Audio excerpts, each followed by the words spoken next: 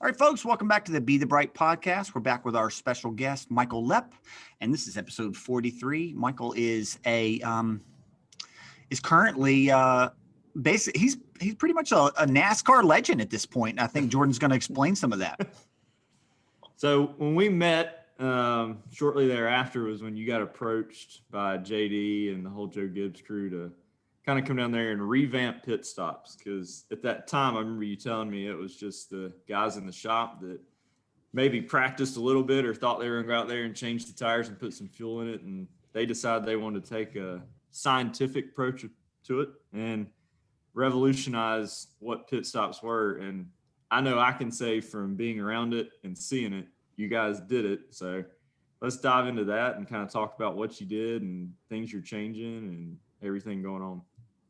You know, I grew up in Charlotte, so I knew, and actually my involvement was Humpy Wheeler, who was the director of Charlotte Motor Speedway, came to me one time when I was, in the early 80s, mid 80s. And he said, I want to get these race car drivers in shape. They're a bunch of slobs. And, he said, the first thing and Sports Illustrated wants to do a story on it. And so I brought him in my lab and tested them, and he was right. They were, I think a couple of them smoked 2 packs of cigarettes before the test. That's changed, but so I knew, and actually Sports Illustrated published the article, NASCAR, your grandmother could drive one of these cars, which is not true. But so I knew something about it. And so when, and Jordan knows this was a challenge, and plus it was a free office. They gave me my lab. So Jordan knows that, I had my human performance lab. That was a trade-off. I was able to still work with cyclists. But when I looked at it, I saw they really didn't have really great athletes. And so I wanted to measure everything. And basically the longest sports season there is, maybe if you're a soccer player in Europe, but 36 weeks, Valentine's Day to Thanksgiving, it's a long season. These guys weren't in shape. So long story short, it was kind of measure things, just do what my brain told me. Whether it be a cyclist or any athlete, you look at it and say, what are the things they have to do? Yeah. And it's about people. Yeah. And with this, at that time, there were 7 guys going over the walls. There are 5 now, but they all have to work together. Yep. They all have to, it's kind of a teamwork thing. And what JD taught me was, I know all your fancy stuff left, but it's about people. And I think so. The thing I've learned the last 15 years is getting people to work together, and cultures to work together. And that's difficult because in motorsports, you've got these, guys that work on cars. They're typically not fond of athletes. Yeah. They don't think athletes. And these guys that work on cars. So there's a lot of culture. So when I first got there, I remember walking in one day, and one of the mechanics walked up and said, "Hi, my name is Fred, and I hate you. And I'll never like you, but I just wanted to introduce myself to you." And, there were just cultures, athletic cultures, motorsports cultures. So when people ask me how we've succeeded, I think one of the ways is getting those cultures to work together.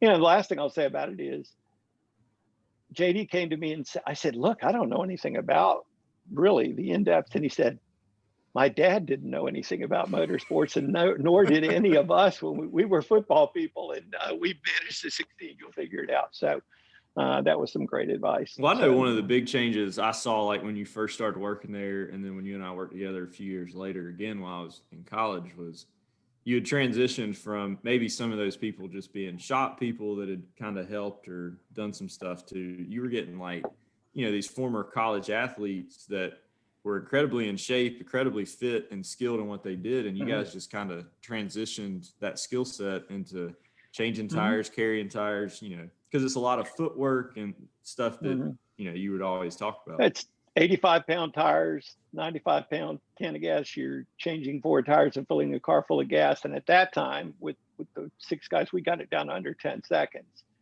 And just crazy. 0.2 of a second in a pit stop is 2 or 3 spots on the track. And here's the big thing: if I coached you and trained you for your key events, and you finished a certain point, is good. We'd celebrate. In this sport, it's millions and millions of dollars. FedEx pays us millions of dollars to produce outcomes. M&M's pays us millions of dollars to get results. And so failure results in more than Jordan going home upset that he finished fourth in a race. So that was some pressure. The pressure a business feels during COVID-19, the pressure that all of us feel. So I think that was the big transition to motorsports. Yeah. It was 0.2 of a second can cost you $1 million. Which is and crazy. So, yeah, and I had never learned to deal with. And so one of the things that people, I say, what did you learn in the last 15 years? And I'd say resilience, because all of us need resilience in what we do these days. Yeah. We're gonna fail. We're gonna, have COVID-19s and have to change everything we do. And I don't think I learned that over the years in pro cycling and things like that. I think I've learned now that there's another pit stop coming. Yeah. There's another race coming. And learning to deal with on the resilience side of things. I think I've tweeted some things lately about resilience that, a lot of people have said, yeah, man, I don't know how to deal with failure or a bad month. And all of our businesses, and what I try to do is bring sport into business, and that, Matt. Every day's in business is, good days, bad days. It's not how you deal with the good days. Good days are, it is how you deal with the good days, but know that, you got to have some resilience in what we do. Have you, NASCAR, I've followed NASCAR for a long time too. I'm not a huge fan, but I just know I'm about the same age as Dale Jr. And so that generation that was coming up post, 2001 and then NASCAR just changed in 2001. But, has the athlete, the driver athlete impacted the pit stop and just the garage in general? Is there like a community program there to, for cycling or working out in the gym or all that stuff? Oh yeah. Cycling is the NASCAR sport. Yep. So, we typically 3 days at the track, practice, qualifying. Well, on Saturday, some of the most vicious rides led by Jimmy. It started kind of with Jimmy on the bike. Now, I will go back. Drivers are in great shape now or you're in trouble. Yeah. It's, I put heart rate monitors on a driver. They're 180 beats per minute for 3.5 hours. Now, granted, that's kind of neural driven. It's not like running or riding, but a driver will get out of the car and have lost 10 pounds. Right. So we kind of changed the hydration things and got that going. But even Dale Jr. started riding. Back to our dropping, everybody was like, hey, we're dropping Dale's ass today. And I said, come on, the guy's getting in shape. You're dropping this guy. But if you look at all the crews and mechanics and everybody, there's probably a group of 50, 60 guys on Saturdays after final practice that hit the road, and we're traveling all over the place. So sometimes we're in Pocono, and we're doing a lot of climbing and flats, but that whole culture, if I came to NASCAR now, it probably would have been a whole different thing. But the garage now it's how many bikes can we fit on our transporter? Yes, right. Well, I remember when I was working with you back, I guess 8 years ago now. I mean, the lunch rides that you guys had at then we're Oh, 20, they're still 30 going. people. Yeah, But now I'll see Sean Curlin post something. Yes. And I mean, it's like y'all would have 50 or 60 people leaving just out of Joe Gibbs on a lunch ride every day. Yeah, Sean and even the truck drivers and everybody, cycling is and Jimmy, who's retiring, would kind of started it all. He's good friends with Lance, and so but now it's huge in the sport. Yeah, they all do it. I mean, it's still, you can follow some Strava's feeds. Yes. And, I mean, they're always riding. Which surprises a lot of people because they, the typical, the typical fan doesn't do fan it. doesn't know that, the cycling community and the NASCAR racing community don't seem like, but there's an example of cultures merging together and we can all get along and have fun. Yeah. Well, I know, I guess 2 years ago and then last year, you guys did the Grand Fondo out of the Speedway, which I did it both years. And last year was just talking about that Hammer Fest. I don't know if I told Matt this, but I mean, we looked down at how we were 2 hours in and we were already sitting at like 52 miles. And, riding up here around us, it was not flat. I mean, we were rolling, but you had some of them local pro guys down there show up. And I mean, because the Charlotte cycling scene is unreal anyways. And you had some of the drivers out there and stuff. I mean, it was just a hammer fest. Yeah. Sometimes we have to be, we get into that overtraining thing. I think they have to rein Jimmy in, going for a 75-mile ride in the mountains and then getting in to the race car and going 4 hours is pretty impressive. But I think they had to curb a little bit of his mileage. Well, I was kind of wondering if he did, because I mean, it was for a while he was putting up 10, 15,000 mile years, and then all of a sudden it was like he kind of slowed down a little bit. So. I would argue though that he might be a special athlete. He may be a little different. No, Jimmy could have been first off, he's got that, what we call, this is where we get into this racer mentality. Yeah. And I'm really looking at it, and Kyle Busch, who does train but doesn't ride a bike, but his brain is in a different world when it comes to racing and competing. Yeah. Jimmy has that, and then combined with tremendous, he could have been a pro cyclist and been successful, because even when people ask me the difference between a lot of guys that race, it's that racer mentality, it's that competitive mentality that's hard to describe, and Jimmy has both.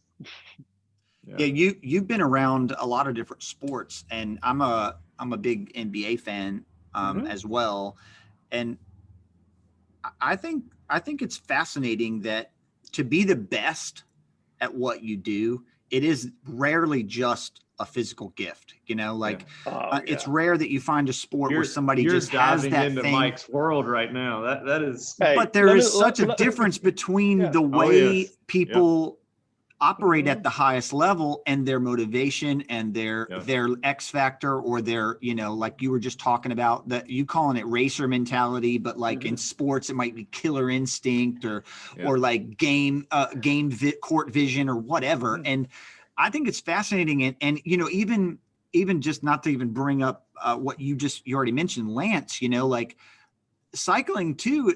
I mean, it's just got an incredible amount of that in it. And that's even like shadowy and secret, like how do these guys go? Yeah, they put out watts, but how do they win, Let me give you a good example. So through the Hornets, I got to, Del Curry was a player with the Charlotte Hornets back in the early 90s. And,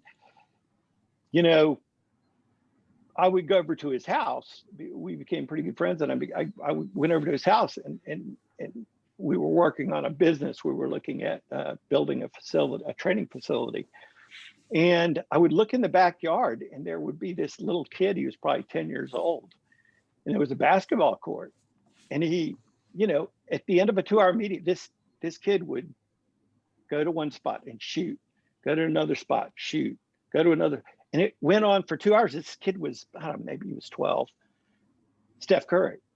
And so at that, and I said to Dell, what? He says, look, we don't want him to be a basketball player necessarily. That's him. Yeah. And now when you look at Steph Curry and you hear about this routine that he has every day before games and rituals, routines, and the way he shoots, that kid wasn't, UNC didn't want him. Duke didn't want him. Davidson took him. Yeah. He was 155 pounds, 165 pounds. People didn't see that mindset. Yeah.